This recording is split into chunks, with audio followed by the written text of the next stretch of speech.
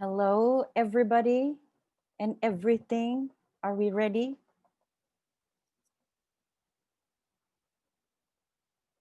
Yes, I am live. Hello, hello once again, and welcome to this momentous moment, momentous event of premiering a very important film documentary. It's a community effort, and it's entitled Our Road, Our Say, Pan Borneo Highway Stories. I'm Amy Dangin, and I am a lot of things. I wear many hats, but today, this evening, I shall become your MC. And honestly, it's my first time MCing virtually, MCing online. So it's kind of weird. It's been interesting. The journey has been interesting so far. So thank you to the team at Humans Habitats Highways for trusting me with this job. And I hope I'll try my best to do a good one. So macam pelik niya abis macam mo MC selalu tukang kasih hype kan tapi ini virtually. So I don't know if I'm allowed to ask everybody to just hi. Because honestly, I don't know. I feel like I'm talking to myself. But I won't be, not for the rest of the event, the 2 hours that we do have. I see some hellos in the chat box. Hi, thank you for tuning in once again. Thank you for spending your time on a random Thursday evening from 6 p.m. to 8 p.m. to join us. I believe we are starting a very important conversation, and we will get to it. You will see why once the documentary premieres. And as I mentioned, um, yeah, and also just a little bit of heads up, the weather doesn't look good. Kan macam kuat angin, langit pun macam gelap saja. It looks like it's gonna rain heavily. So we hope for the best, but there could be possibly some internet disturbances. Kan kalau terputus ka, terputong ka, kami minta maaf awal-awal, minta sorry awal-awal. But we're gonna try our best to carry on with the program. So tinggulah sampai mana ini internet connection and nature will allow us to carry on with the event. So I don't think I should waste too much time talking because the highlight is the movie and of course the people behind the whole effort. Okay, as to how did this came to fruition.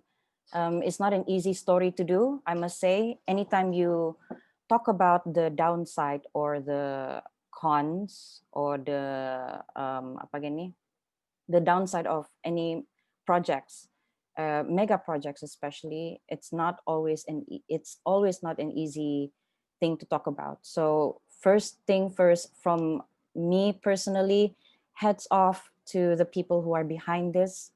And I don't know if I can, if I, I'm not sure if Cynthia is on. Is Cynthia on?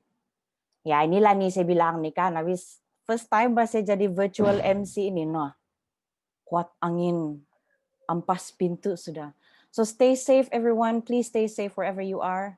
Jangan juga pagat mau tune in sampai tidak mentinggu-tinggu keselamatan. But I can't really hear anybody else being online with me right now. If you can butt in, please do. But I think I should introduce apa gini? I should introduce Cynthia. Cynthia Ong, if you don't already know, is the kick-ass director. Am I allowed to say kick-ass?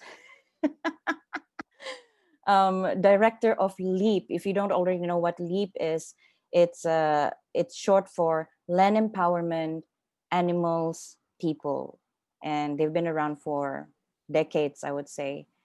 Advocating for, yes, important issues, especially in regards to humans' existential crisis and our efforts to try and coexist with the other beings on the planet, with our environment. So thank you, Cynthia, for pulling all this together. I think it suffices to say that the brainchild behind this whole idea. We're talking to you right now, so you're the best person to explain to us what led to this project. Are we going to do this now? Yeah, let's do it before the internet connection gets disrupted, I guess. Okay, hi everyone. I'm Cynthia. Amy, you're putting me on the spot, but that's okay. We were going to do this in the Q&A, remember? Yeah, yeah. But true, in case the weather goes south. So the Pan Borneo Highway is a project that will impact all Sabahans, all Borneans actually, because it's going to go through Sarawak and Kalimantan as well. It will change all our lives, for better or for worse. If it's planned, if it's built according to plan, nothing will be the same again. And what we wanted to do was particularly highlight the voices of the communities, the folks who will have, who will be living or are living alongside the road. What are their stories? What are the impacts on them? Because for me, it's a faster road to Kudat or faster road to Sanakan, a faster road down to Sarawak. But for people who are living there, what is happening for them? Is this going to be beneficial for them? So we put the ask out to filmmakers from those kampongs, from those villages, and said, can you take a camera? Can you take your phone? Can you go around and see and talk to people and film the impacts? Film how the rubber is meeting the road where you are, and then bring it all together to create what you watch tonight. And in fact, we didn't even know what people were going to say. We thought they could say anything. They could say it's fantastic, it's terrible, it's a disaster, it's wonderful for our lives. And we thought, let's just listen to what they're going to say. So I think we should let them speak for themselves. Nice. Yes, and for everybody's information, the documentary Our Road, Our Say, Pan Borneo Highway Stories is a community effort, and by that we meant it was filmed by a group of people coming specifically from the areas um, in which was impacted by the project, right? So yeah, without further ado, I feel like I'm rushed because of the weather. It's like, the sky looks so scary. So I think a lot of people showed up today. Congratulations, by the way, for showing up. Thank you. Yeah, for to watch, especially, what is this documentary about? We've heard of the Pan Borneo Highway project for many years now. It has been the headlines of many news. Tapi and of course we rejoice every time there's a government project that's being infrastructure development, especially being announced. But what is the impact really, especially to the people directly living in the areas affected and to the environment? Mungkin jarang kita pikir, so hopefully this documentary will change our mind about that. So is our our tech team ready to play our document? I wish there's like a, should I stop talking now?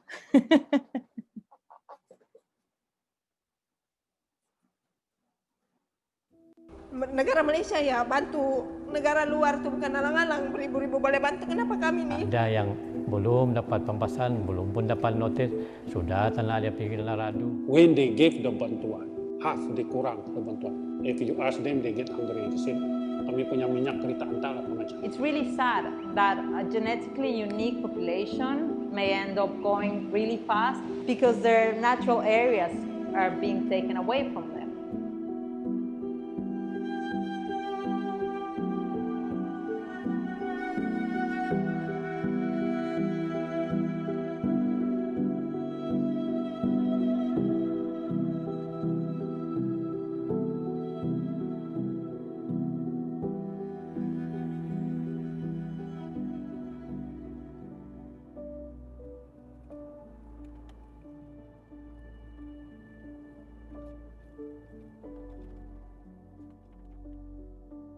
Jadi antara aktiviti ekonomi di Kampung Batu Putih ini adalah pertanian, nelayan dan pelancongan lah. Kewujudan Pan Borneo ini ada pro dan kontranya, ada kebaikan dan ada keburukannya juga. Memang memberi manfaat kepada rakyat lah pada keseluruhannya, karena rangkaian jalan raya yang sudah dinaik taraf, jadi dia memang memberi keselesaan kepada penduduk lah. Sebahagian kawasan ini adalah hutan simpan kerajaan dan itu memang sudah warisan kita menjaga hutan simpan ini, karena hutan simpan ini telah memberikan impak yang besar kepada khususnya masyarakat mungkin Batu Putih dengan wujudnya sektor pelancongan lah di kampung ini. Majoriti penduduk Mukim Batu Putih inilah khususnya bergantung kepada sawit. Kemungkinan pihak Pan Borneo ini, syarikat Pan Borneo akan menggunakan tanah-tanah yang bergerak ini dan menjejaskan penduduk kampung lah, terutama sekali kebun karena musnah. Tempo masa pelaksanaan itu kita jangkakan memang mengambil masa bertahun-tahun. Jalan-jalan utama yang asal ini bagi cadangan saya perlu dibaik pulih lagi.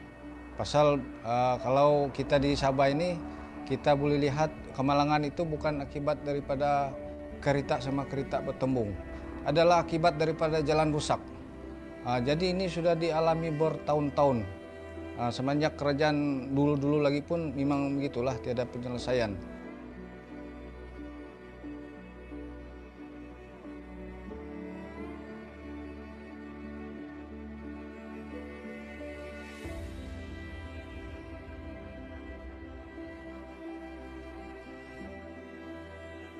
Pembinaan Pan Borneo ini akan melalui beberapa hutan simpan, akan melalui beberapa kawasan mangrove dan juga beberapa anak sungai. Memang dari aspek environment, ya, tidak dapat dinafikan pembinaan Pan Borneo ini akan memberi kesan lah. Sekiranya Pan Borneo melalui hutan simpan, dia akan memberi kesan kepada habitat, terutamanya akses kepada pemburuan lah, akan memberi peluang kepada pemburu hara, penebangan hutan secara ilegal, contohnya gajah dan sebagainya.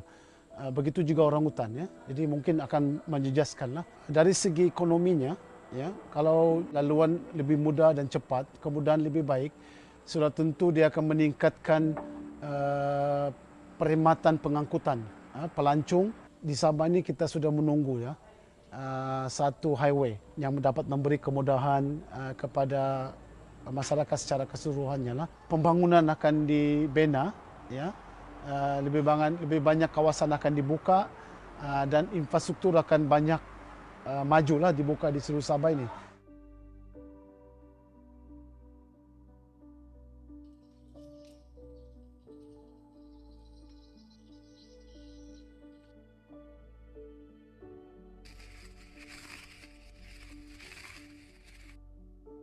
Bersyukur juga lah air hujan membantu kami dalam musim ini. Jadi kami rasa terkilan juga sebab ada tanah sawah kami yang kami tidak terbuat lah sejak pembinaan Pan Borneo. Kalbet yang dibina oleh Pan Borneo bermasalah dan tenggelam. Jadi tanah kami terbiar yang di sebelah yang 70 ekar itu sudah 5 tahun kami tidak bikin sebab dia punya air tidak kering. Baru-baru ini kami yang banjir, tanah-tanah yang diorang bikin benteng itu yang menghalang saliran air itu lambat. Banjir itu menyebabkan kami punya rumah pun kebanjiran, sawah padi kami pun rusak. Isu ini kami bawa juga pergi mana-mana, jadi adalah dalam dua musim dalam 1 tahun kami tidak akan nelayan.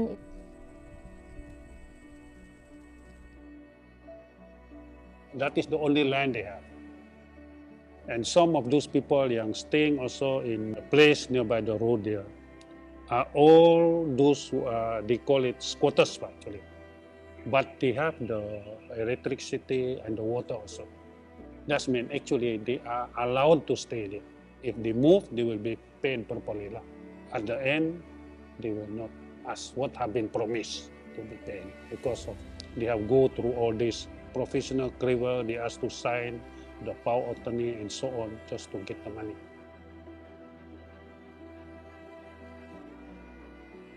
When something is happening and then they go to the Pan Borneo office, but those people dia bilang ini kami engineer, dia bilang kami tahu, kenapa kamu pergi tanya-tanya ini barang ini sudah approve, inilah kami membuat.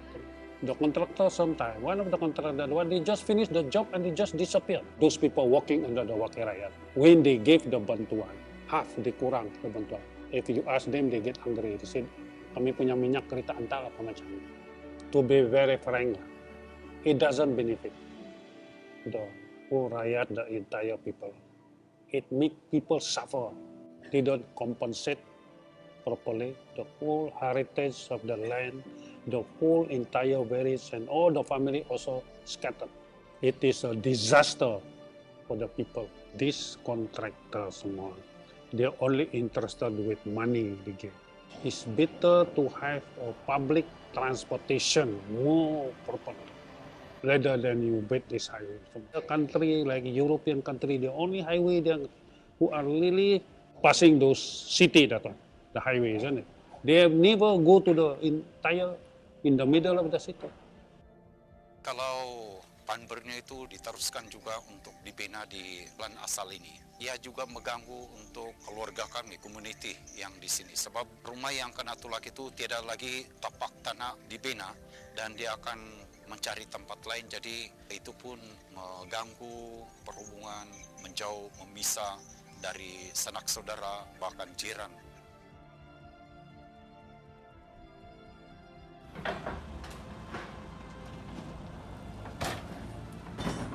Rumah ini macam kami ini macam kira baru juga lah. Jadi terpindah kami di sini pasal itu yang ada projek tu, yang Pan Borneo tu.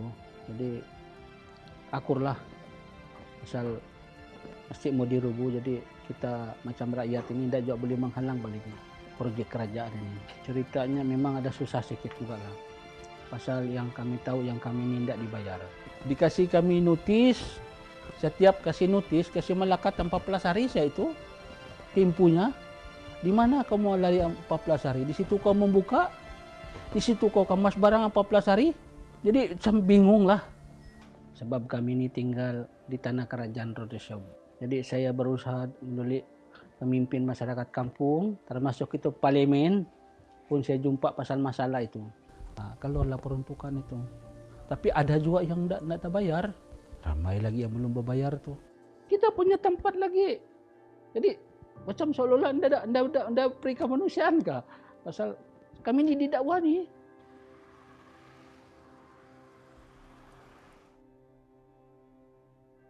Dulu masih kecil lagi emang di sini sudah. Sampailah sekarang 30 tahun. Kita disuruh keluarkan dari rumah ini tanpa ada dibagi pempasan ataupun dan penempatan baru lah. Asal dia panggilan mahkamah kami naiklah. Tapi tiada apa-apa macam bantuan kita dapat lah macam untuk selesaikan kita punya masalah. Pandailah dorong potong lah itu karena tiada notis. Angkat air, tiap-tiap hari angkat air. Anak pulang dari sekolah, tiada dapat rehat buka baju, angkat air lagi untuk stok air kami.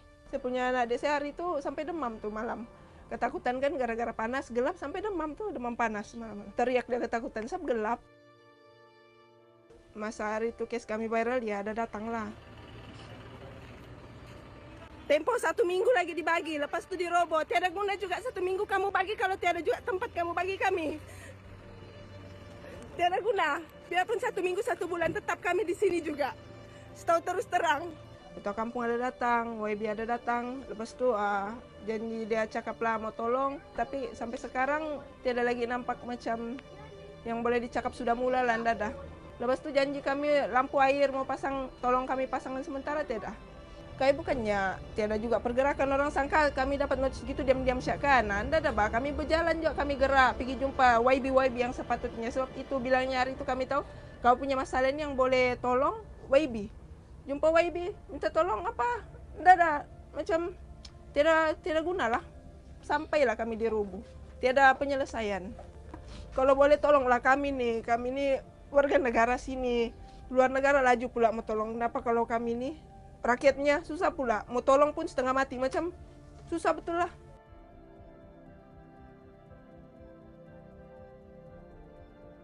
Dia tulis dalam notis tuh perobohan struktur-struktur haram. Ini rumah kami ini struktur haram. Padahal kalau dipikir struktur haram, kenapa dari dulu kau tidak boleh jumpa kami bagi tahu kamu tidak boleh buat sini ini? Kenapa kami apply lampu air tiada cakap tidak boleh? Biar orang darah kami mati pun dalam rumah nih, matilah. Mau pergi mana? Takkan kayak mau pergi duduk di pondok kah, di tepi-tepi jalan kalau ada anak begitu. Sama juga kau pergi mati. Bukannya bandar besar nih pun, perkampungan jalan nih, kawasan kampung. Kau tidak perlulah mau besar sangat tuh jalan. Kau kasih bagus tuh jalan, kasih oke sih jalan tuh sudah cukup lah. Bukannya sesak sangat pun jalan di sini.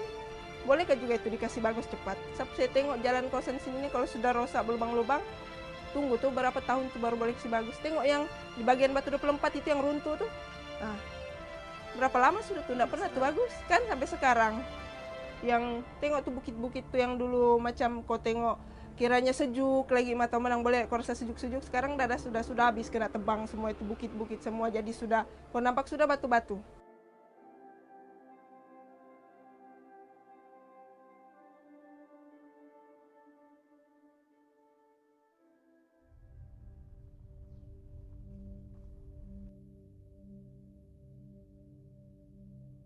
Proyek Pan Borneo ini memang kami sangat bersetuju. Apa yang kami maklum sebelum ini pun memang Pan Borneo ini dia tidak akan langgar tapak kami. Alhamdulillah kalau jembatan itu akan wujud, kami para penduduk yang mata pencarian dia sebagai nelayan, contoh dia kan, senang-senang untuk seberang ke seberang. Pasal Pan Borneo kami dengar daripada orang ke orang je lah. Orang ke orang yang bagi tahu Pan Borneo ni akan melalui dari kampung kami sini. Kalau bagi kami anak muda, memang kami sokong pembangunan. Sebab bila ada jalan raya macam ni, lagi dekat kami pergi sesuatu kampung atau suatu tempat. Apabila jalan raya tu atau jembatan tu sudah siap, so kami punya sumber pendapatan atau laut kami semua terkacau. Jadi semua tu kami tidak solution untuk tu, kami pun tidak apa yang mau buat. Kami berharap sama kerajaan untuk handle benda ni semua, apa yang dia boleh. Contoh macam rumah kami roboh, dia akan bagi kami pampasan dan sedia kami tempat atau rumah baru.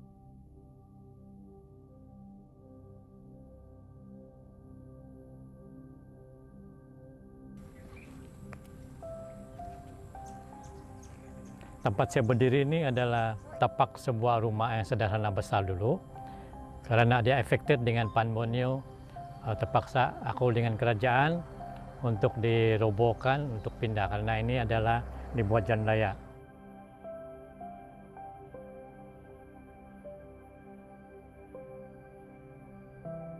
Rumah ini akan diroboh. Ada sudah satu sini sudah dirobohkan. Dan semua di sini di kawasan ini akan dijadikan jalan raya pun Pan Borneo. Ada nih saudara kami yang sini ini yang jiran juga. Dia sebenarnya merayu untuk tambahan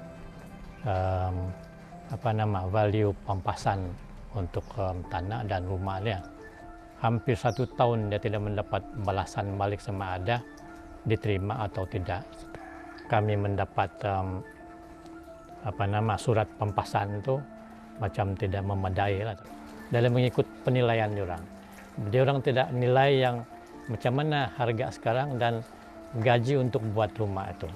Ada yang belum dapat pampasan, belum pun dapat notis, sudah tanah dia pergi dalam radu. Jadi itu yang bikin dia orang marah. Kadang-kadang dia orang pergi halang itu kontraktor. Sebab kontraktor yang datang pergi kasih bersih kawasan itu tanah, terkejut banyak orang kampung. Jadi itulah prosedur macam tidak berapa betul, tidak mengikut saluran, tidak bagi tahu dengan betul. Sekiranya leluhur Pan Borneo ini dibuat di leluhur asal di kawasan Pekan ini, saya rasa banyak kesan sampingan yang berlaku, terutamanya mereka yang ada di siring-siring jalan. Sebab kalau sudah highway ini, yang leluhur akan lebih besar dan kesan dia memang ada kepada penegak-penegak kecil lah, terutamanya yang tepi-tepi jalan. Dan juga pilihan kedua sekalinya mereka buat di bagian Tawai.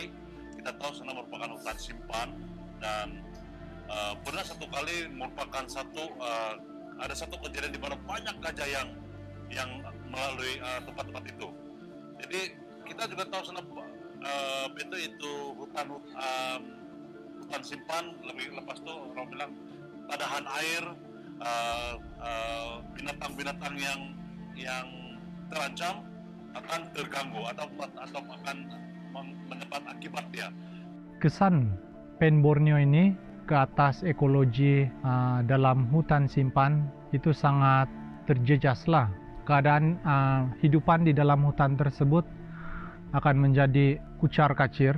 Lebuh raya Pan Borneo ini melalui kawasan Tawai, hidupan liar itu akan masuk ke kawasan komuniti ataupun masuk ke kawasan penempatan manusia dan akan mengganggu tanaman-tanaman yang ditanam oleh komuniti.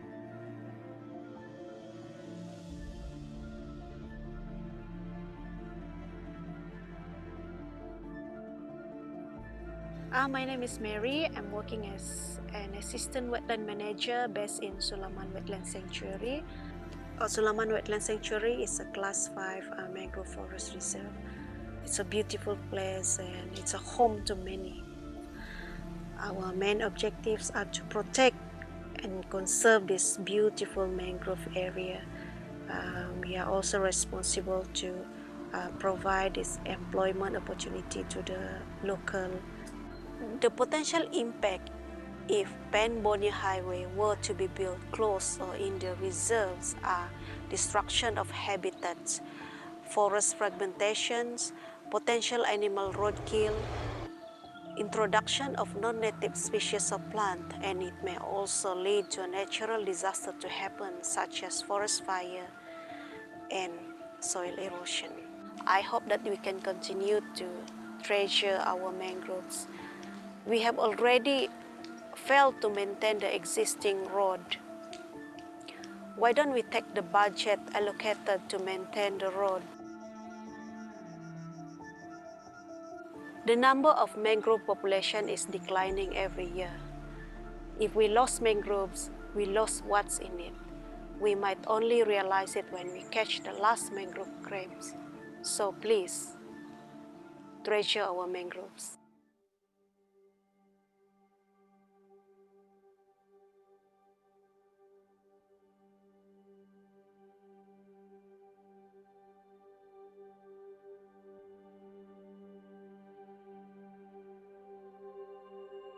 Nama saya Amazia Siza Moria Jumail. Saya sekarang bekerja dengan Danau Girang Field Center sebagai research officer. Bila bercakap tentang Pan Borneo, sebagai local community,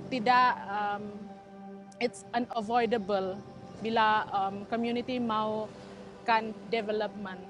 Tetapi sebagai seorang researcher juga ataupun yang terlibat dengan sains, saya sendiri melihat bahawa projek ini dia ada impact kepada ekologi atau kepada kita punya ekosistem. Kita harus mencari jalan di tengah di mana kita boleh memberi benefits kepada community, tetapi juga kita mengurangkan impact terhadap kita punya wildlife dan terhadap kita punya alam sekitar. Kawasan yang ada proboscis monkeys contohnya, ramai yang terlibat di dalam pekerjaan di dalam sektor ekoturism di tempat-tempat tersebut. Jadi apabila kita potong dorang punya habitat, and then kita akan tahu dorang punya populasi mungkin akan berkurangan. So ini juga akan memberi impact kepada community sebab mereka boleh kehilangan kerja. Apa yang saya harapkan adalah kita kena ada kerjasama di antara orang yang buat sains ini dengan government yang akan buat highway ini. Sebab kita tahu banyak mangroves juga terpotong. Because these mangroves also they act as macam nursery ground for juvenile fish, bukan saja primates, tapi banyak lagi jenis spesies yang akan terganggu. So, saya rasa lebih bagus perbaiki jalan sedia ada daripada memotong lebih banyak lagi habitat-habitat hidupan liar yang ada di Sabah.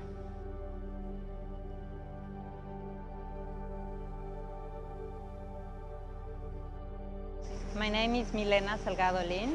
I work for Danakirang Field Center as scientific advisor, and I coordinate a few projects for research in Danakirang. Proboscis monkeys have been classified as endangered because of human-made changes to the landscape. With the Pan Borneo Highway crossing through the mangroves, what is happening is that proboscis monkeys will stay isolated in even smaller pockets where there is going to be cars and trucks and a lot of influx going in and out, and sound and lights. It's just the proboscis monkeys are going to avoid completely that place where they may be less resources. They will have to compete a lot for those resources. They will, if they don't move out of those pocketed areas, they will deplete those resources faster. It's really sad that a genetically unique population may end up going really fast because their natural areas are being taken away from them.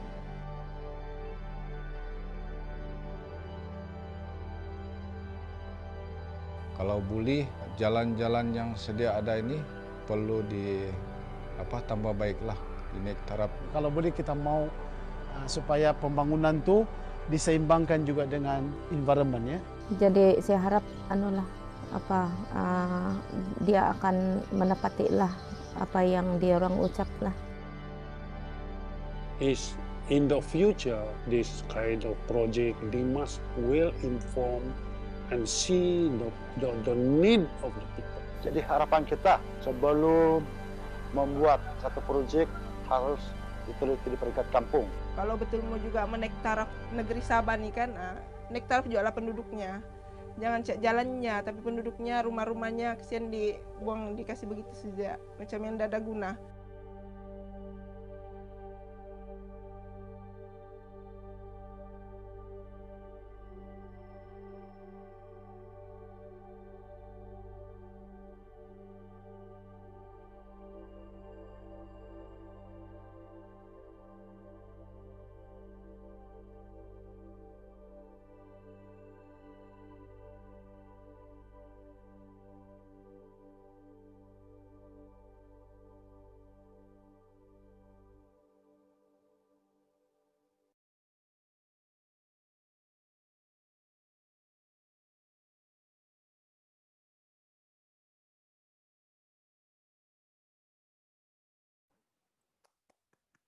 Virtual claps, everybody. Good job, good job. Woo! I'm sure all the filmmakers are like, finally. And been holding your breath for the last couple of months, I guess, that you guys tried to put this together. Kudos, congratulations to the team of filmmakers who did a great job, I would say. And also to the tech guys behind it. And to the director, belum lagi kita introduce director dia, who's also part of the panel today. So without further ado, it's already raining heavily in my area here in Penampang. And yeah, speaking of Penampang, it's also one of the areas affected by the Pan Borneo Highway projects, as you saw through the documentary. And I'm pleased to announce that we have at least 8 or 7 of our panelists, of our filmmakers joining us here today. And together with Cynthia, other than Cynthia, we also have Andy Chia, who plays the role of the director for the Our Road, Our Say documentary. And we have Yvonne Chin, who is the editor alongside Andy. And Kenneth Law is also with us here today. He plays the role of the communications manager who coordinated between the filmmakers across the stretches with the Humans Habitats Highways team as well, and together with Andy. And we couldn't get all of the filmmakers online on board with us today because bad weather means also bad internet connection. Kadang-kadang tidak bad internet connection pun, tidak bad weather pun, bad internet connection juga. Kan kalau di Sabah nih, and it's an open secret, I would say. But those of us who are here today have tried our best to be here. So harap-harap tidak terputus kasi chan lagi kita for at least another hour to discuss and talk about the making of the film more. And we have also here today joining us the executive director of PACOS, the amazing Puan N. Lasimbang. She's also with us and she'll be part of the panelists. And and I think I haven't mentioned who is siapa beni Humans Habitats Highways. So Humans Habitats Highways is a coalition comprising of Forever Sabah, LEAP, as I mentioned just now, the Danau Girang Field Center, DGFC, WWF Malaysia, Borneo Futures, Seratu Atay, the Borneo Sun Bear Conservation Center, Jaringan Orang Asli Sabah JOS, as well as PACOS Trust, and Save Rivers. So itulah orang-orang yang terlibat di dalam kolaborasi Humans Habitats Highways. And without further ado, maybe we should go on to ask the first question. First thing first, berapa ramai ba filmmaker yang terlibat? How many filmmakers were involved in total in making this documentary? Maybe I should ask that to Andy. Are you with us, Andy?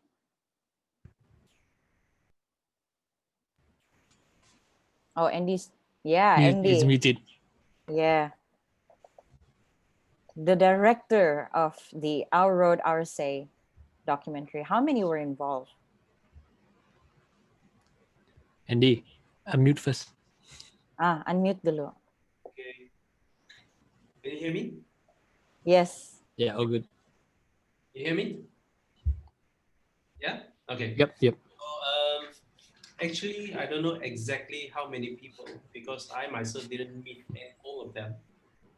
Because I'm in KK and some of them are filming in Telepit, Sanakan. Some of them I already know from the Borneo Eco Film Festival, like Najib, Faizian. They are also part in this documentary. So I think there are about 14. Well, including you and me, it will be 20 lah. But yeah, about 15 of them. yeah, yep. Yeah. Yeah, 15 people altogether. And I think I'll just go through the list of filmmakers to give them a little bit of acknowledgement for the effort. So Diane Dumpangol and John Frederick, who are also the only female in the team of directors, woot woot, mo juga mention wakan. They covered the Papar and Pinampang stretch, which focused on the theme of floodings and displacement of people. And we have Kich Elias Ken with double N, who covered the Kudat stretch. And we have Najib Ramsa. I'm still on, Bakan, because my laptop just told me that internet connection is not stable. I'm still You can on? see here. Yeah. Okay. It's all good. Saya teruskan It's a little bit saja lah, ikut. Nice. And yeah, we have Najib Ramsa, Tennessee James alias TJ, Baharudin Resake alias Budin, Kazri Nuramin, Faijan Mustafa, and Haiman, who captured stories in Kinabatangan focusing on the theme of displacement and ecology as well as tourism. Budi Kazri, Jan, as well as Haiman, the Kalabakan stretch. Yeah. And we have Taufik Aspal and Saiful Anthony Stephen alias Toy, he's also with us, who captured the Ranau stretch focusing on construction, wildlife, and tourism. And Toy also joined Ted, Kelvin, Sudin, Aversius Enro, and Idalan George to capture the Telupit stretch. So that's a lot of people's effort, yeah, to make this happen. And kudos to everybody involved. And you're becoming change makers, I would say, in changing the way we talk about things. And what I was interested also to know, and I'm sure a lot of people want to know as well, did you guys have to film this during the MCO? Is it a post-pandemic, post-COVID-19 time of filming? And I think that poses extra challenges in making it happen, right? So maybe we can ask one of the filmmakers maybe who are with us today. And I also already see some Q&A, yeah, from the boxes, and we have even audiences from as far as Indonesia. Hello, Indonesia. And I believe some of you are also viewing us from Sarawak. The beauty of doing it virtually. Even from Washington, D.C. From Washington, D.C. Oh, kamu Hello, bukan, hello. Hi Ken, kamu bukan di sini pale. And Italy. Nice, nice. Thank you again for all of you. And by the way, we have bad weather going on in KK right now. So you might hear us being interrupted, but we'll try to go on as best as possible. And yeah, so, or maybe even Cynthia, or maybe even Kenneth can talk about engaging people in post-pandemic, in pandemic times. We are still in the pandemic. I think Kenneth did say that it was done in different phases because when he showed us how it was, what the approach was, there were several phases, so done at different times as well. My team, who is the all-female team who executed on the Papar and Pinapang, we executed post-COVID, yes, and that was a little weird, but then we did try to maintain social distancing still.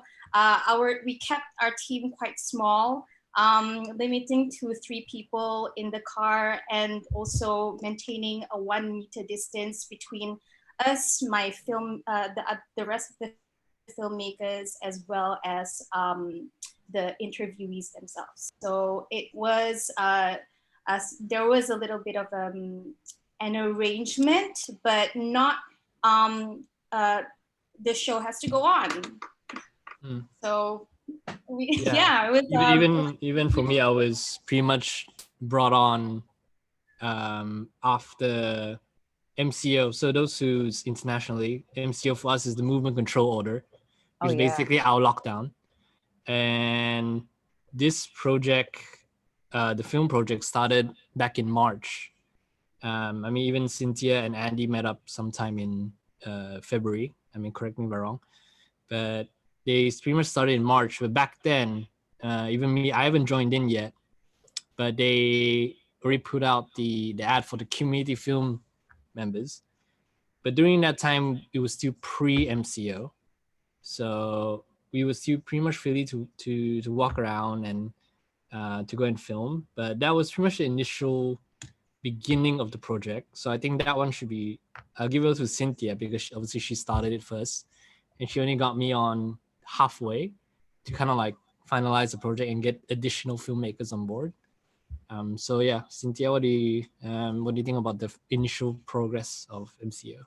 Yeah, how didn't the announcing of the MCO right after you had this big idea to make it happen, didn't that dampen your spirits? And if it did, what made you trudge through it? Yeah, we started in February. I think Andy and I met in February, connected by a friend, a mutual colleague. And then we started to gather the community filmmakers, and we met in a workshop. I believe it was at the end of February before lockdown. And we were very excited. Everyone was, full of energy. And then they all went out, and we were starting to see footage come in March.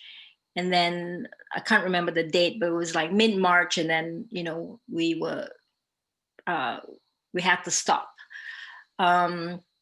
I think some communities continued. I think the guys in Kinabatangan continued, the guys in Telupit continued because they were within their areas. You guys can share more because you're here.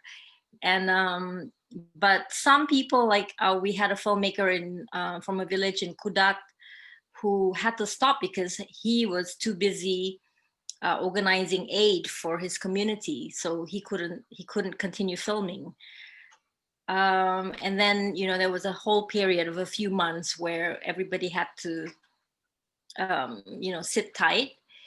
and I can't remember when it was, but it was somewhere around June, July, where we were okay. Can we go now? Can we do it? Can we start again? And I think people were raring to go, and I think it restarted. So it was really kind of done in two parts, if you like pre-MCO, so before MCO, and then after MCO, and then now we're in MCO again. But yeah, so I think that's how we finally got to the finish line. And here we are. And yeah, I have a lot of questions, especially in terms of the bravery, the courage that all of you have in doing something so public and visible to talk about a controversial issue. So I'm going to ask about that, but let's not ignore the questions that are coming in from the question box. Nanti nggak dilayankan, susah juga. And we have some questions here. I think we should go by who asked first. I have a specific name here. Yeah, and maybe we should pose the first question to the filmmaker. Najib dia bilang sini. Habis spesifikkan dia bilang, okay, kita kasih dia lah, since ada nama sudah sampai dia mau tanya. But to Najib, one of the filmmakers, apa cabaran masa bantu filming in documentary? So what are the challenges that you face when doing this documentary? And yeah, do let us know also if this is your first time participating in such a project or filming. Is this your first time? Mana si Najib tu? Ada ka di sini? Atu na dia, si Najib Ramsa. Halo, selamat petang. Oke, terima kasih atas soalan dia. Untuk soalan pertama, cabaran dia semasa membuat ini film memang banyak. Terutama sekali kami kena engage dengan community di luar sana, mencari siapa yang perlu diinterview itu memang agak susah lah because of the MCO kan. Tapi because we want our voice to be heard by everyone kan, so itulah kami punya kekuatan lah untuk meneruskan itu film, untuk cari orang tuh sampai dapat. Selain itu kami juga takut kena jangkit dengan tuh COVID kan, sebab masa tuh merebak sudah tuh COVID. Itulah antara cabaran terbesar dia. Sebenarnya banyak lagi. And then untuk soalan kedua, sebenarnya saya pernah terlibat dengan pembikinan film community sebelum ini. Proyek kecil-kecilan lah, tapi untuk proyek yang melibatkan ramai orang ini first time lah. Untuk tim pembikinan film ini memang ramai yang terlibat. And first time saya join. Nice. Okay. Terima kasih. Thank you juga. Yeah, Joan, please. So in my team, Diane is a very experienced filmmaker, and this is my first time. But I'd like to answer that question with a very amusing story, actually. And I'd like to invite Diane to tell us that story that involved lightning and some lying as well. Diane? Hello, everyone. So, yeah, like Joanne said, we had a funny encounter where as we were filming the construction site around the Papa Road, the storm was coming, and I was right next to this huge crane. Then as we were filming, Joanne was behind me, lightning struck right next to me on the crane, and I almost touched it. And then I was so shocked, and I turned around, Joanne already fell down, and we went running off back to our car because we didn't notice that the storm was coming in quick. But yeah, that's what happened, and it was like a very funny moment. Funny, ko bilang you almost lost your life there. No, okay, it was funny because before that, there was one of the contractor guys caught us filming. So he approached us lah, and he was asking, "Apa kamu buat? Kenapa?" Then quickly we thought like, oh, we just lie lah. So I said, oh, kami melancong, kami mau ambil gambar saja. And then next thing you know, tong, and like it was just like right next to Diane, and everybody like we just stormed off. We ran away. Okay. Funny. So you almost lost your life basically. The challenges that you have to go through. Bukan senang loh kan bikin film. Yeah, good job. But it's all for the experience. It was worth it lah, in a sense. But I'm also interested to know how do you you know that this topic of Pan Borneo Highway project, you know that it's a controversial issue, and I guess you kind of know it, that you might run into some problems, especially from people maybe not wanting to cooperate, or maybe even from other parties like the authorities. So maybe our other filmmakers would like to join in the conversation also. If macam si Taufik kan nih, Taufik, mari kita berkenalan dulu sama si Taufik. Kita kasih Chan bercerita semua orang, susah-susah kita tune in, atau si TJ or Toy, anybody, any of you, any filmmakers, kamu tidak takut kah orang bilang mau participate dalam topik yang kalau kami punya pengalaman lah kan dengan si TJ, dengan saya punya tim, memang kami ada kena tanya juga. Sebagai contoh, kamu ini dari mana? Kamu ada surat kah begitu? Ini melibatkan ketua kampung lah, terutama dengan MPKK. And then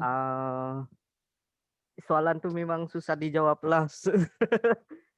Maksud saya memang mencabar, sangat mencabar yang itu. Tapi berkat kami punya teamwork, dalam kami punya tim di Kinabatangan, kami dapat tackle juga lah tuh masalah macam gitu. Okay, thank you. Tidak kamu macam kena warning, and again any of the filmmakers can answer this. Tidak kamu macam kena warning kah by maybe ketua kampung, as you said, or orang kampung even who say that saya tidak berani mau cakap pasal ni issue. You know, the thing in Kudat, right? So I was filming in Kudat. Yeah, Ken. Basically, for me to film that, the challenge is a bit different compared to what they have in Kinabatangan because it's ongoing, but Kudat is actually on plan.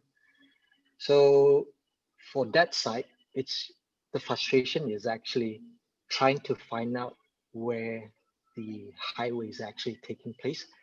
Seems like there's no one knowing where exactly it is. There's no officials announcement, government officials as well, and it keep changing. So that's for the part of Kudat. So there weren't a lot of information available. No. It was kept quiet. Like a lot of people wouldn't don't know what's happening, even though you know that they already started the whole project and it's going towards Kudat. So yeah, that's for that part. I remember, so this is what Cynthia told me, but even the Kudat council itself had no idea what was going on in the area or what's going to be proposed until they approached them and saying, do you know anything about this? And if their own district council per se have no idea, why would you think even the communities themselves would have been informed if the high ups wouldn't have? Weird, right? Because it's a mega project. I mean, it's a project by a few governments, Sabah, Sarawak, states of Malaysia, and then it's going through Brunei as well, I believe, and on to Kalimantan, Indonesia as well. And it would be, I don't know, surprising for the people to not know about it. But this would be some of the things that we don't talk about when it comes to big projects by governments, especially when it comes to, infrastructure development and things like that, right? Where I And think, yeah, sorry, I think this is where the problem is, because we don't actually talk about these things, and if they keep it quiet, they can actually just proceed with, what's in the without agenda, which consent. is which is what's happening most of the time in here. Yeah, But those who are not quiet can, this is replying to what you have said, because the interviewees that we had the honor of interviewing, in their case, it wasn't so much that that they didn't know, or it's more that like they did voice out, but they were being ignored. So yeah. So I different think there issues are at the two same time. different issues there depending on which area it is. And I think in Kudat, if I'm not mistaken, as you have told us before, it wasn't as developed. And the stretch that we covered in Papar, they have already executed there. So their issues were a lot different depending on the how far are they into the development of this project. And Diane, you wanted to say something? Oh yeah. So to add on to what Joanne said, it's very interesting to see within the film that even though everyone's going through their own experiences from this impact from the Pan Borneo Highway, it's kind of like we can see, not saying we can see the past, present, future, but since, for example, in Papar, you can already see it's already built, some parts of it, but then going towards Kudat, it's like people don't even know, and they only they only hear from the authorities, and to them you can see that they have positive feedback because they believe like, oh yes, the government they will compensate us well, don't we can trust them, it's good for the people. But then suddenly when you go towards the kampungs that already have the road, you can see that the problem that they are going through is the exactly what the people in Kudat, for example, they thought they would get, for example, right compensation. So it's very interesting to see how sometimes you can hear and say and believe and trust, but suddenly like during present times when you already go through that struggle, then it hits you, then you realize, oh, where's the help that they said they provided, where's this? So it's very interesting to see that. Yeah, and these things have been an issue, I believe, in most of the infrastructure development projects in Sabah. It's short-sighted. It lacks the consideration for longer-term impact, especially on the environment and the socio-economy of the people. Like I said, it's not a secret. It's been happening, and honestly, it's refreshing to see us talking about this openly, because you used to have to go through secret interviews to talk about these things, and here we are on a virtual public platform talking about it. It's already a big change, big milestone. I see it as. Yeah, since Puan N ada di sini bersama kita, I would like to hear from her. It's always enlightening to hear from Puan N. And Puan N Lasimbang, for those of you who might not know, is the executive director of Pakos Trust, an NGO, a non-profit organization who have been working for decades, advocating especially for the native people, native land rights. And Puan N is here. Yeah. Thank you. Hi. Hi. Great film. I think congratulations to the team. And as we are saying just now, we are able to talk about this openly. I think for me, the people who have lost their property, especially their land, suffering, and I think it has been highlighted in the film today. Many of the communities whose property and houses and farm has been affected. At least we can, for me, I see that the film has been able to show some of them. So I hope this film will be something that starts the conversation, because it's still going on. So yeah, itu sajalah I think. Ada banyak soalan, Emmy. So maybe we look at the questions. Yeah, I see a lot of questions here. 27 questions already. Thank you anyway, Puan N. And macam lama sudah kita online nih kan, so bagus kita pergi yang dari tadi yang tanya soalan since 5:40 PM lagi tadi. Was very excited to have come online. Thank you T. Kana Raja, who, it's not really a question, that's more of a comment. So thank you for your comment, and I think the next one is a question. Tisna Nando, who asked us, is there a chance that NGOs work in the area provides input to the government or on the infrastructure intervention that will protect the wildlife, such as developing wildlife corridors, canopy for primates, etc. along the highway? Thank you. And Cynthia, I believe, is ready to answer this question. Yeah, I'll answer that. Thanks, Ibu Tisna from Indonesia, for that question. Yes, we are engaging with the respective government agencies to bring our data to the table, for example, with regards to elephants and proboscis monkeys and all the various species, to show them when particular stretches of Pan Borneo Highway is going to go through key habitat areas. For whatever reason, when they were designing the alignment of the stretches, they somehow did not get the input that they needed, that they were going to go through key habitat. So we hope it's not too late, but stretch by stretch, phase by phase, we are bringing all our data. Actually, all the NGOs in the coalition are bringing the data to the table to show them what is going to happen if we continue with the plan.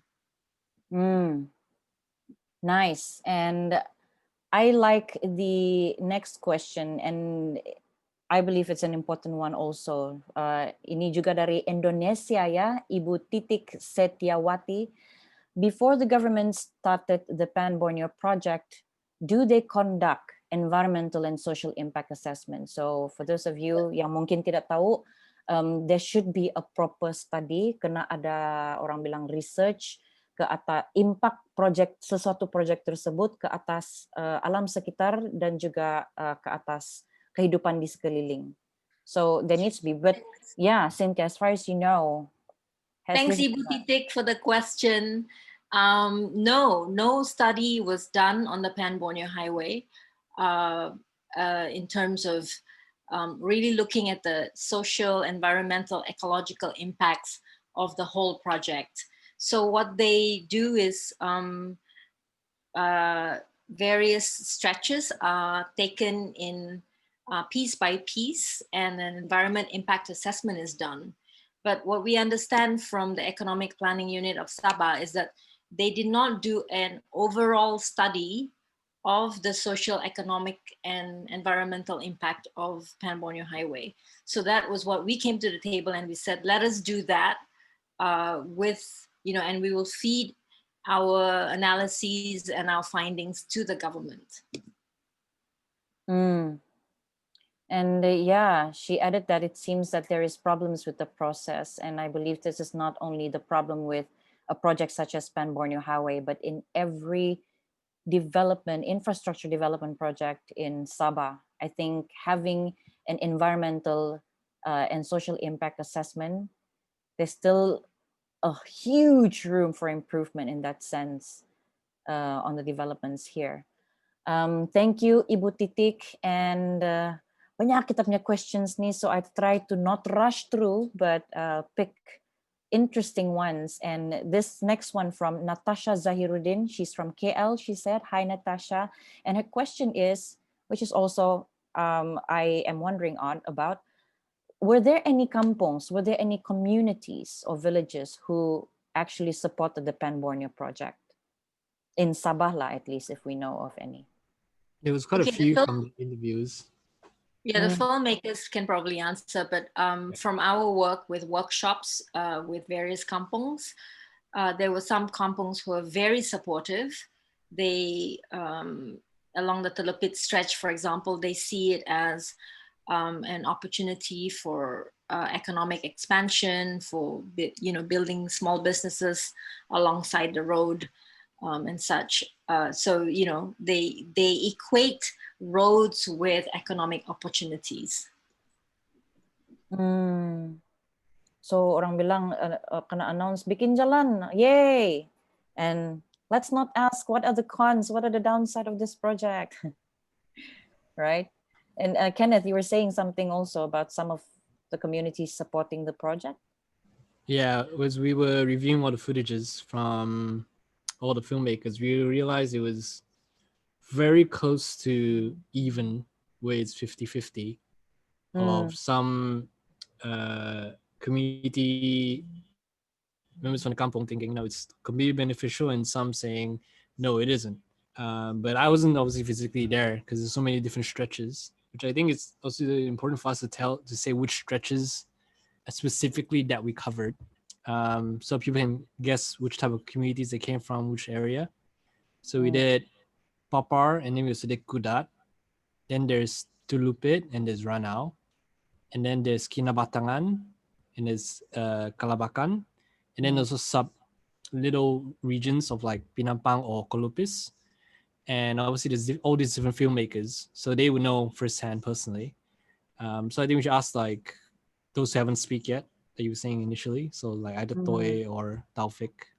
Yeah, Toy or Taufik, if you can, do unmute thyself and join us in the conversation. Mari kita sama-sama bercerita, orang bilang. Kita sama-sama attend event ini, walaupun virtual, but it feels like we are together in one room somehow. It's weird, interesting. But yeah, maybe TJ can Toy, if you want to say anything about your experience in helping make the film. Yeah. Masih ada kah diorang bersama kita nih? Oke, tidak respon. Oke, enggak apa. Kita move on karena masa tidak menanti sesiapa. Time waits for no one. I think Toy is back already. Toy. Toy. Ada kasih Toy? Sini ka? Yeah. Okay. Toy. Who covered the Ranau area kah? Saya cover di bagian area Telupit dan Ranau. Telupit and Ranau. How about on your side?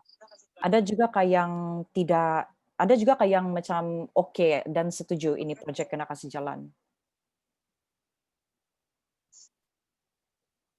Project Pan Borneo Highway. Ada juga yang support Pan Borneo project.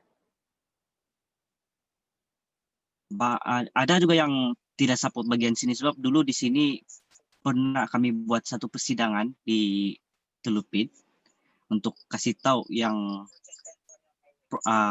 lain untuk Pan Borneo, kami mau minta untuk kasih pindah di seberang sungai. Tapi banyak yang membantah, yang dorang mau penduduk Telupit ini dorang mau dibuka di hutan simpan. Jadi masa yang kami buat mau pergi jumpa orang-orang yang betul-betul keras mau dibuka di hutan,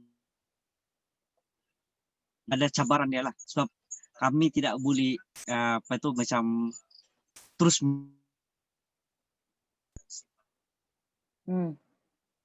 buka di tempat yang sepatutnya kami minta di seberang sungai ini. Jadi kami cara kami ini, kami minta bagi soalan yang apa-apalah supaya diorang senang mau menjawab, dan itu pandangan sama apa pandangan diorang lah tentang Pan Borneo, begitu saja. Jadi dari situ agak mencabar juga lah, sebab ada yang mau, ada juga yang tidak. Dan kami cuma yang biarpun sakit hati tapi terpaksa juga telinga kiri keluar telinga kanan begitu sajalah. Terima sejalah project begitu kan? Yeah. Thank you, Toy. And we can hear that his connection is not that smooth. But thanks for trying to come and join us anyway. Thank you, Toy. And and yeah, I like this next question from Rizlan Morsik juga. First of all, good job on the film. And out of curiosity, which part of Sabah from this project that highly impacted the ecology and environment? And do you agree if we produce tier solutions to overcome this problem instead of blaming the project as a whole? Someone from Humans, Habitats, Highways maybe would like to answer this. Actually, it's all of you guys. Mana-mana kamu lah. Okay, I'm gonna try to answer, and everyone else can chime in. I don't know what it means by apa tu tier solutions. Tier solutions. There is not one single stretch of Pan Borneo Highway that does not impact the ecology and the environment. Every single one, whether it's Tuaran to Kudat, KK to Papar, KK through Telupit to Sandakan to down through Kinabatangan to Kalabakan, every single one will have an impact, whether it's on ecology or it's on the economy or it's on social impacts. Every one of them will have massive impacts. I don't know what you mean by the tier solution. And then, in fact, we actually, the blaming the project as a whole, we're not so much blaming the project as a whole, but we want to open the space for discussion that people whose lives will be fundamentally impacted can have a say, can have a right to information. So as you see from the stories earlier, some of them didn't know, some of them were not informed, they were given notice. We believe that every Sabahan has a right to information. Yeah, I hear you. There's another question here. Where did the idea of the film come from? Was this something you wanted to tell? I think we just wanted to, because we knew that the stretches were going through different parts of Sabah, and we wanted the people from those different stretches to have their voices be heard. Yeah, and these things, you know, it's the consent, I say, or at least consulting the people, especially those villages, communities surrounding the areas in which the project is going to be implemented or has even been implemented, should have happened before they implement the project. But obviously that doesn't happen. And here we are, right? Talking about this. We also have questions from our viewers on Facebook. We are also streaming live on Facebook right now. And thank you for the viewers di sana pula. And we have some questions there. Let me just pick one here. Any policymakers you have identified to help precipitate change for a more holistic development? We have reached out to all the policymakers, every government agency, all the way to the chief minister and even the prime minister, to ask for these voices to be heard, for data to be taken in consideration. So we've definitely reached out across the board. We've not necessarily always been heard, but we still continue trying.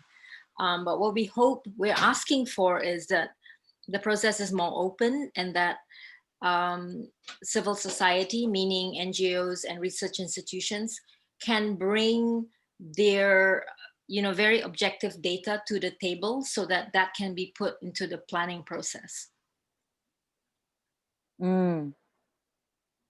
And yeah, we also have questions asking if we are planning to release this document to the public on YouTube, Facebook, and I think that we can. So we have a big nod there from Cynthia. I guess it's going to be. And yeah, we have a series of screenings, both with young people, with the public over the next couple of months. In fact, all of you in the public, you're welcome to get the link and have screenings in your homes, have screenings with your friends and family. We just hope to get these voices out there. Yeah, and a good question here from Emily Mary Chin.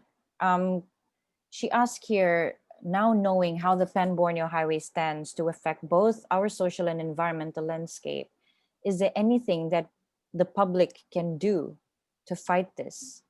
And the project is already is it more than halfway done?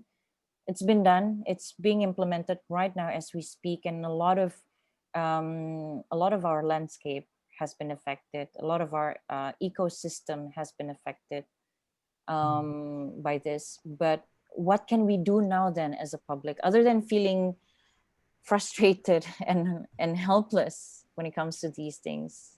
I think I can answer. Like before this, I was still basically the public person. I'm not a researcher, scientist. I'm just kind of like a film guy. But it's one of those cases where if you're aware of something and you're passionate about the issue, then any sort of effort matters nonetheless. It's your first step towards this as a public member, right? Is to bring advocacy to the issue. The fact that you are already here, on our attendees here, there's 130 people watching and probably another 100 live on Facebook. These are the public who are standing for social and environmental change, because that's basically the point of the whole documentary, right? So this is the first step. So you can share, you can join us for our next screenings, you can talk about it with your friends, you can look it up, research more, find some papers, some articles. Just the first thing, I think, just be more aware of the issues and the changes around. Yeah, because the more knowledge we have, the more courage we build, right? To be firm in talking about and in deciding how do we feel about this project. And when I say that, it's not only just the Pan Borneo Highway project, but it's in any so-called development projects being done in our soil, in our land in Sabah. Read more, find out more, to find and pray that we will, and look for ways that we can contribute to helping the situation be done in a more with more thoughts and consideration towards the long-term impact, especially on the environment and the people. And I like here also what Azmin Fata is asking us. Hello, Azmin.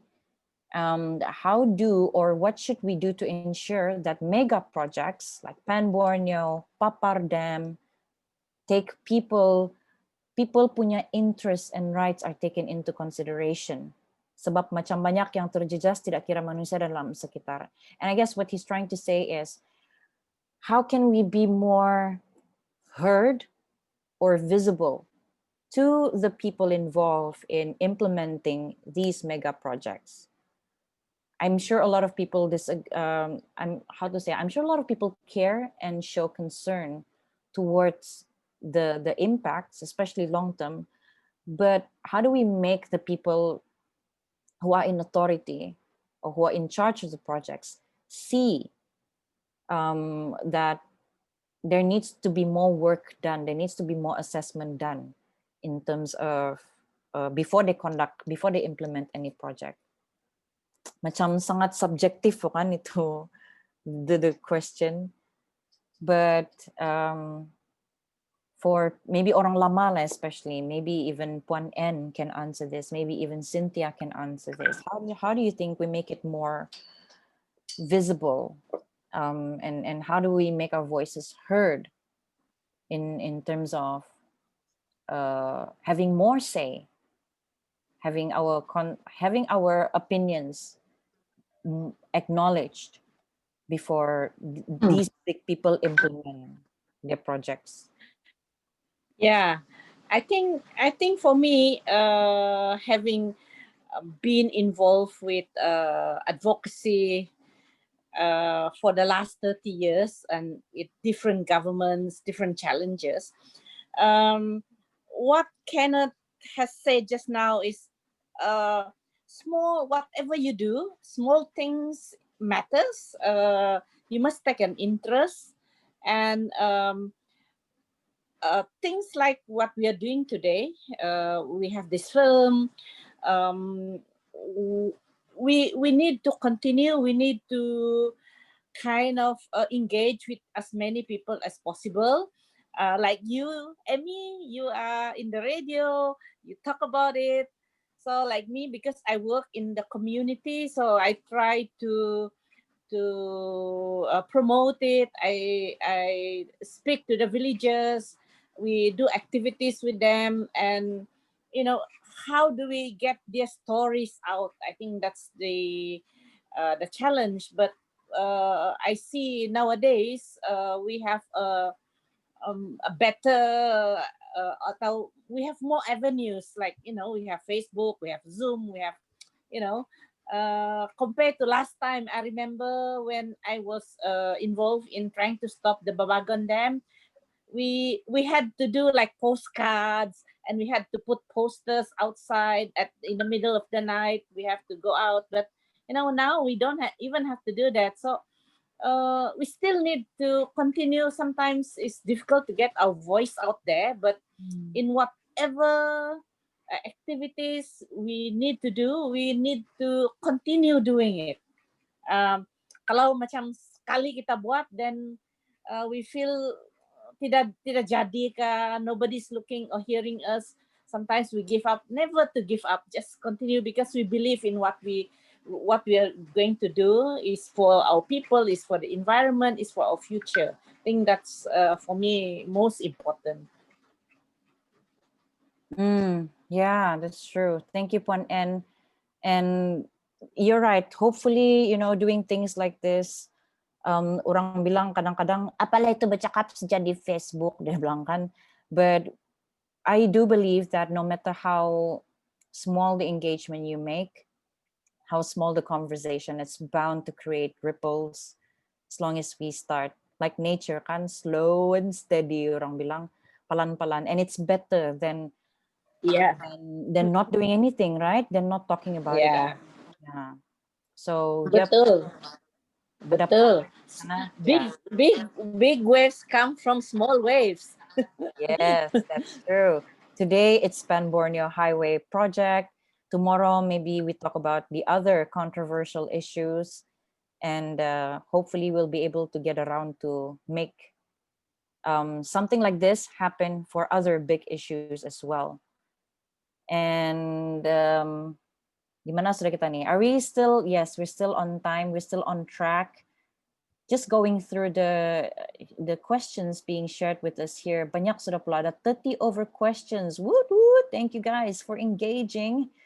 And apologies if we do not get to answer everything. If we can't answer it right now here live, we will try our best to type the answers. Our panelists can do the work of answering your questions. Going on, sa men scroll nga, ay talayin sudah sa. Apa gini? I saw one question just now that talk about okay, from Winston Lim. He said that I understand that the interviews are based on real experiences, but when it comes down to the truth, they belong. If there is any, how does your team carry a fact-checked research? So to prove that this is not just based on some rhetorics of the people affected, maybe. Maybe Cynthia can answer that. How does your team carry a fact-checked research? Well, I think they all went to, they followed stories, basically. They heard about people who was served a notice, and then they went to their homes. They, they approached them. They asked for their permission. Do you want to be interviewed? Can we film you? So they went directly to the sources. When we saw a viral video of the lady from Kinabatangan, the single mother, then they went to search for her, find out the real story. So I think, yes, I think the issue, the question of fact checking is very important, but we were getting the story from the horse's mouth, if you like. It wasn't like second hand or third hand. It was directly from the people. Yeah, regarding that lady, the one from Segalia. Normala. Yes. So with that, Cynthia sent us an article regarding her being displaced, right? And then the government helping out. And then I was just like, all right, great. In Segalia, there's only one team, which is the Kinabatangan team, because it's nearby. But how do we track this lady from just a news article? There's no number there. Even the reporter didn't leave a number. So what I did was, I knew there was a viral video. I had to track down that viral video. So I skimmed through Facebook for like half an hour, because she had two names. One is the article, her full name, but then she had a A-list on Facebook. So it wasn't exactly accurate. So eventually I found it. And to my surprise, it was a lot of shares, about 100K views or so on that viral video. And then because of from there, found her Facebook account. And then I asked the team, Kinabatangan, like TJ and Najib, to directly contact her, which I did. So, si Najib, kan kau kontak mereka? Kau kah? Masa tuh saya tidak terlibat, tapi kawan-kawan ada cerita si Faijan dan TJ yang kontak. And then mula-mula tuh memang sangat susah dorang kontak sebab number bertukar kali kan. Lepas tu dia berpindah randa. And then dorang pun macam berhabis mencari mau dapatkan cerita sebenar dari dia. Last dapat juga interview dia. Masa dorang interview memang sangat sedih lah sebab dia emosional kan. And then dia yang banyak affected betul dengan tuh project Pan Borneo. Oke, itu saja. Thank you. I would like to add on something. So from my experience about like fact checking, in a sense, there was a man in the video, you can see he was from Pinampang. He was talking about his neighbor. He was saying that, the house in front of me, my neighbor, the house will be crushed for the road, right? So because more details about that, the neighbor didn't want to talk because one, she's camera shy, but two, also she didn't want to be involved because she was scared about that it can affect her job as I believe, like, because if she was a government server, for example, but the fact checking, like, because you see it comes from Harry. He was in the film. He was talking about how the neighbor, like, how do we believe the facts are true? Well, we asked for documentation. We asked for all the documents, so it's not just, we can listen to their stories, but they do have evidence and we do know, we acknowledge it. So that's how we really verify our sources lah. Yes. Mau tambah juga untuk di Kinabatangan kami sama juga untuk soalan fact check ini kan memang soalan kami dengan yang kami interview semua hampir sama dan dorang punya jawaban itu memang bukan yang direka-reka dari pengalaman dorang datang dari lubuk hati dorang.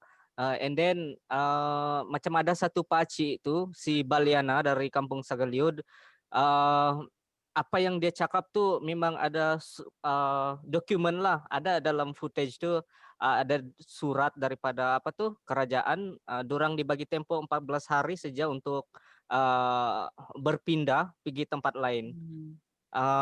Dan dokumen itu memang betul-betul ada. Memang itu bukti lah, betul dia punya cerita. Yeah, you. I also have an answer for that question. So the woman we interviewed in Papar, Kampung Suak Rampazan, her name is Marciana. So she is a paddy farmer, and how we approached getting the information from her is that we first asked what we surfaced what the changes they had encountered because of the Pan Borneo development around their area. So when she was talking about the culvert, she showed us a picture of what it used to be like before the development and what it looks like after as well. And she said how it she was telling us how it affects their crops and the water irrigation as well.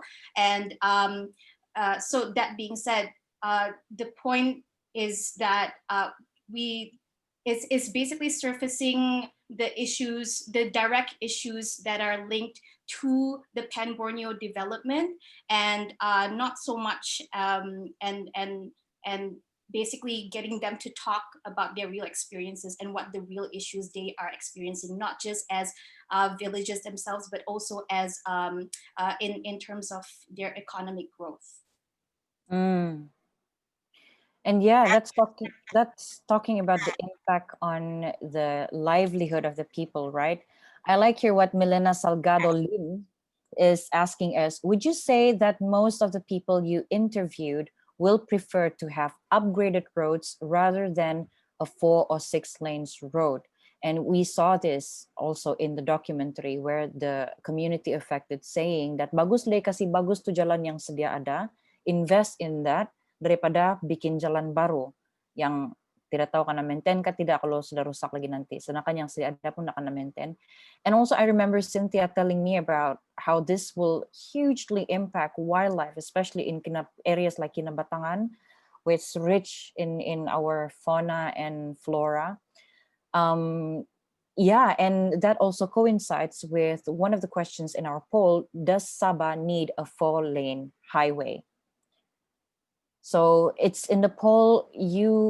All of you guys can actually participate in answering that, yes or no. Does Sabah need 4-lane highways? Sabah perlukan ataupun tidak highway sampai 4 jalanan yang lebih luas dan lebih anu. But I like something that Cynthia mentioned about how this will affect animal crossings. Even there's a potential of us losing larger number of the wildlife if we are to implement a 4-lane highway.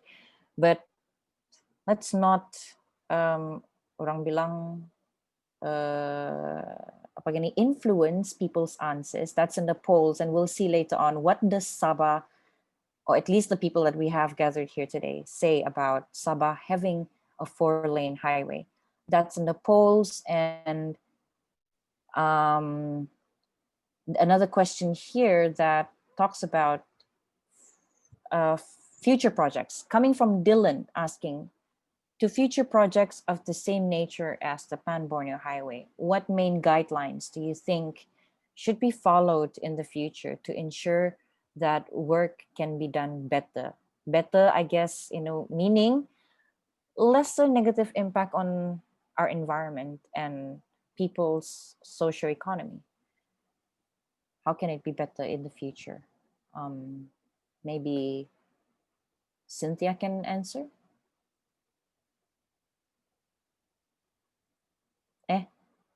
Sorry, what was the question? I was busy typing. Okay. What main guidelines do you think should be followed in the future for projects of the same nature as the Pan Borneo Highway to ensure that work can be done better? Well, we are hoping to be at the table with policymakers and with private sector to open up the process, so that before we embark on such large projects that will impact everybody, there is at least a period of consultation, particularly of communities who will be who will be, very fundamentally impacted, so they can have a say. And we certainly in civil society, the NGOs and the research institutions, we would like to bring all our data that we've been working on around habitats and social issues and all that to the table, so that that can be part of the planning and decision-making process. So we really want to change the way we work and not just complain and throw stones at the policymakers, but we want to be very seriously, professionally at the table to bring a lot of the hard work in developing the science and the data and all that, so that we can make better informed decisions. And that brings us to the next question. I believe this is from Facebook as well, saying, we have waited for the better access in Sabah. So assuming that this person is saying that it's a good thing that there are some people, like Kenneth also mentioned just now, it's almost 50-50, right? Like the people who disagree with this project and the people who agrees with this project. So for those saying that we have been waiting for this, Pan Borneo Highway has been something that we have been waiting for. If the filmmakers work as the policymakers, what is the best approach to overcome this problem? Yeah, maybe Kenneth can say something about this. Well, I mean, yeah, like you said, kita ni orang biasa saja. We are just the people, the public orang bilang. But how then do you see, if we are to be the policymakers, how would we go about this problem, this issue? I think it all starts, I mean, since the beginning, this comes back to even like this is the fact check thing, right? We went straight to the mouth, right? The easiest bit is asking those who are actually affected in the regions, which is the people itself. So, I mean, all our filmmakers themselves are from these affected areas. This is why itself is a community film project.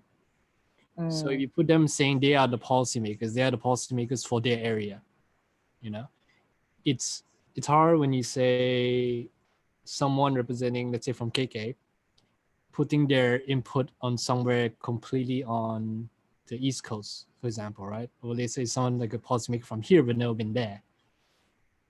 So at least these filmmakers have lived through the area, has been affected by it, or knows people affected by it, and they are sharing the stories, which in hindsight is to show the public what the future should be like from their mouth. It's not someone else's experience about what they thought, what's their ideology, right? Yeah, so I think it's important for the next generation, which is, I mean, all our filmmakers, they're all fairly young. Sorry, Andy, not you, but everyone else. But yeah, they are our future policymakers. Yeah, this is true. Before we carry on further with the questions, we also have another poll here asking, have your views and opinions on the Pan Borneo Highway? Macam tidak habis kini question di screen saya ni. But I guess, have your views and opinions on the Pan Borneo Highway, on the project, changed if after watching this documentary? That's part of the poll. I have been informed that we have less than 30 minutes until our event ends tonight. So we're going to carry on reading some of the questions and comments also. We have here from Sabrina Aripin, who said that it's also important to note that roads as big as this is a numbers issue. Money, you mean? Generally, you're talking about 1 million or more per kilometer run. How do we dissuade authorities when talking about changing these plans? Yeah, how much power do we have as people? And I think I saw one from Facebook question ka, mana tadi ni, dia tanya, dia bilang, how much do you think this will change the authorities and government's mind This referring to the documentary, how much, maybe how big of a volume or impact could this documentary have made that could possibly be heard by people in authority and government, and how will that change the continuation or the carrying on of this project, you feel, Cynthia? Well, I think with these kinds of large projects, it's mostly been decided by very few people for everyone. And mostly all of us don't know the facts, don't know what's happening. We don't get the information. We don't look for the information because we're busy with our lives. And I think if that continues, then we will continue to have projects like this. When one of the first workshops we held, a public workshop on this issue, we learned from one of the engineers in the process that of the funds that are allocated for a project like Pan Borneo Highway, only 30% goes to the building of the road. 70% goes elsewhere. And this is the norm. And I think we as the public and as civil society must get engaged in the conversation, or we will be complicit in that reality that, you know, a huge amount of public funds goes elsewhere and not to the actual project. And the other reality that we learned in another workshop is that our Sabahan government agencies, they say, why are you guys membantang ini project? Because this is the way that Sabah gets the money it deserves. This is the way that we get back our funds. So when you guys membantang this kind of project, you are affecting, you know, our opportunities of getting back our own money. So, you know, this is also part of the story. What do you say to that then? What do you say to that, Cynthia? I mean, when you have those kind of opposing comments. Well, we know that, for example, mitigation measures like building overpasses and underpasses and tunnels and safe ways for wildlife, you know, safer situations for communities so that they're not divided, all these things, that it actually is more expensive. So we say, put the money there. You know, put the money in really building what Sabahans need, rather than just spending the money because we feel it's our right. And that's coming from Cynthia, right? Yang orang bilang orang lama sudah, seasoned activist, and she knows the drill already. Orang bilang, and how spirit dampening it can be trying to work in this field of going against the bigger force. Maybe we can hear also from the young filmmakers.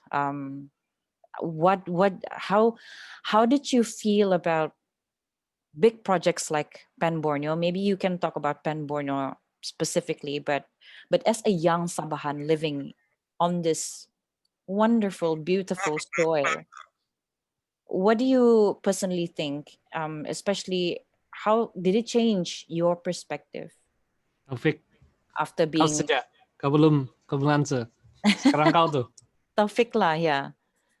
Taufik pemacam. How did you have any opinion or feelings even about the Pan Borneo project sebelum kamu terlibat dalam pembikinan ini film? Kamu ada macam pendapat juga kah? And adakah pendapat kamu tentang Pan Borneo Highway project berubah selepas terlibat dengan pembikinan film Our Road, Our Say?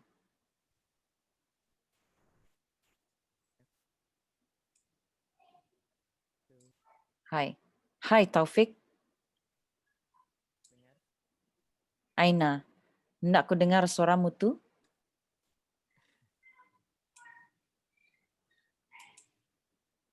Alam. Hello, yes. Okay. Oh, yes. Okay. Sorry. Ya, boleh. Lain tak bagus. Okay. Firstly, thank you sebab invite jadi filmmaker. Untuk project, so yang soalan tadi experience kan untuk yang Pan Borneo itu sebelum ini sebenarnya ada dengar juga pasal ni Pan Borneo, tapi lebih kepada macam orang biasa merasa dengan facility yang baru terima rasa saja lah. happy ya, terima saja, tapi bila masuk ke dekat workshop yang Puan Cynthia buat tuh, so sedikit sebanyak tuh saya dapat macam dapat paham, rupanya satu-satu benda yang kita kena buat tuh rupanya kita kena pikir juga efek-efek yang lain, contohnya dari segi hutan simpan macam tu, kan dengan environment, suasana ekonomi mungkin yang ekonomi kecil mikro macam tu lah. So memang berubah juga lah kan? Ya, berubah, sangat berubah.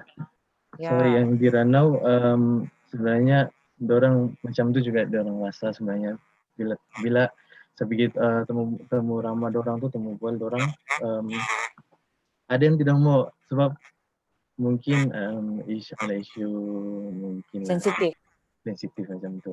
So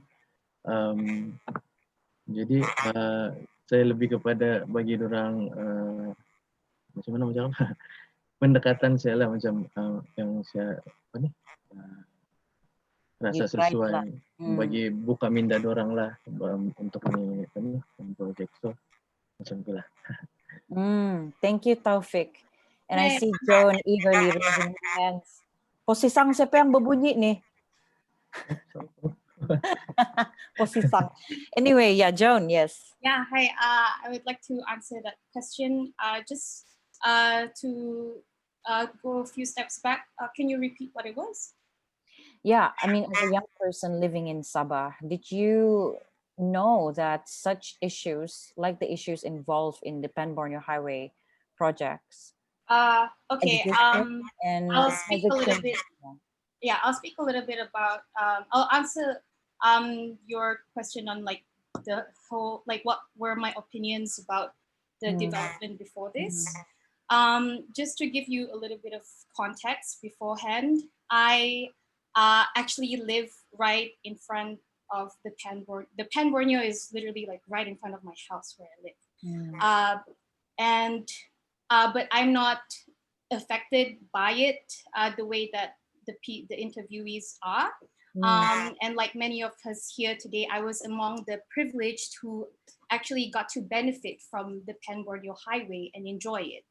And I was unaware of what kind of impact it would have, because on news media everywhere, we were just there's a bombarding of information about how beneficial this project is, and the ratio of that to how it actually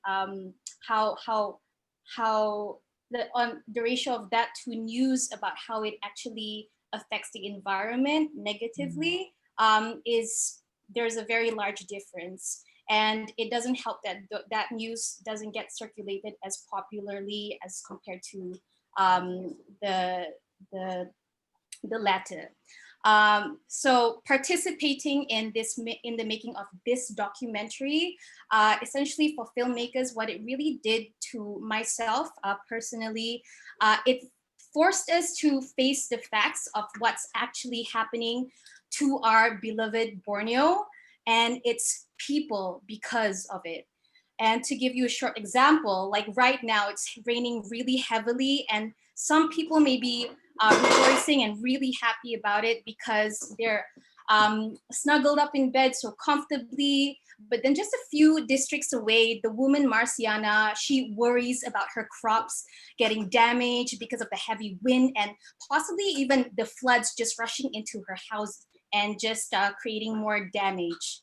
So getting to firsthand witness just a hint, and a slight hint, because we only spend so little time with them on what these citizens go through, and meeting them essentially just surfaced the insight that there is a gap between those who are privileged and those who are suffering.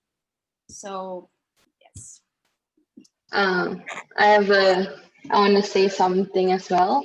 As for me, when I watched this film, even though I was also a part of making it, I still consider myself as the audience because it has been a learning process for me. Honestly, like what Cynthia said, there are people who would just go on with their lives and they know that the Pan Borneo Highway exists, but that's it for them. They just know they aren't affected by them. And I can say that honestly, I was one of them too. I am still one of them. For instance, I'm staying in Pinampang, but I'm not like Joanne who's living in front of it. So I only know it from news. I've been oblivious about this issue. Then when I was brought onto this project, thanks to Joanne who referred to Kenneth, and thank you, Cynthia. It's been a privilege because it's not just like I read, it's not just, oh, I know the information from some sources online. I went directly to the kampong. I met the person like Marciana, even people in Pinampang, Papar, and it's been such a learning experience because not everyone gets to do that. I would have never thought of doing a documentary about this on my own. So it's been such a other than learning, I would say life-changing because it makes me more open to that I could be those privileged people and there are people suffering while there are people who, don't care. But now with this film, I believe that not only that it gives a voice to these people, but we as the audience, we can take away and learn and like Kenneth said, we can advocate. So it's been such a great experience on this project. Yes. Thank you, Diane. Thank you, Joan. And thank you, Taufik, for sharing your take. And we have less than 10 minutes left, actually, kalau ikut ni event punya timing. But I'm going to try and answer one final question. And I think it's a good one to smoothly move into our closing remarks. This one is coming from Clinton Liu on Facebook. Yeah. What would be the next step after attaining awareness on the issue? I'm guessing this highway helps a lot for the ease of transportation, but there is something we can do to cut down or minimize the harm that this project will cause. Okay, Ketu, sebagai kita punya closing. Or and maybe that can go into what now? So what now? We've watched the film, we've worked hard to, in a way, the filmmakers did your own research and go to the ground and find out what's really happening on the ground. And now that your findings are out there and more people are more aware, and I'd like to believe more people now realize that, oh ya kan, saya bersyukur, I'm so thankful that there's a highway for better access in my area, but we don't think of how it impacts other people yang directly involved and on our environment as a whole. So what now then? What do we do? I guess now is just kind of you can say just boosting what you know, right? So from tonight you thought of this question and you answered us, you asked us, we answered. For us, on our next step is we are planning to basically do some advocacy, right? So this, because I know a few people are wondering whether this is going to be online or what you just saw is going to be released. Yes, it will be, on Facebook, on YouTube, will be out for the public. But we'll also have future minor film screenings. Just gonna, just to let the people know, just so that we have more panel discussions like this. Right? It's not gonna be, it could be the same, could be different people. It varies, but it's good to see that everyone is interacting, asking different type of questions, because that itself is already the next step for everyone, right? People are asking for more discussions. They're talking more. Like sadly, we can't answer all 30 questions. Each of it probably requires its own discussion itself. And we'll hopefully next discussions will wrap around a certain theme. Could be the same theme. Who knows? We're also gonna have different events coming up, like a youth forum and a public forum that's gonna showcase to different types of people. in that sense, it's also a future step for this project. So I hope you share and you join us for our next session of our panel discussions and give some more love to this documentary and our filmmakers because they did amazing work. And yes, just catch you in the next couple of weeks, maybe. So don't forget to follow Humans Habitats Highways on Instagram as well as on Facebook, and keep yourselves posted with their future events and programs. And we're at the end of the event. Woo, we did it, guys. Woot woot. Possible juga. Thank you, the God of internet connection, for not kacawing my stream today. And for closing remarks, I would post the orang bilang message for people to question more. Bila saja ada pengumuman project baru, project pembangunan daripada government, don't just stop at being thankful. Question what are the impacts. Question, was it done properly? Question, what is the long-term impact on the environment? What is the long-term impact on the people involved?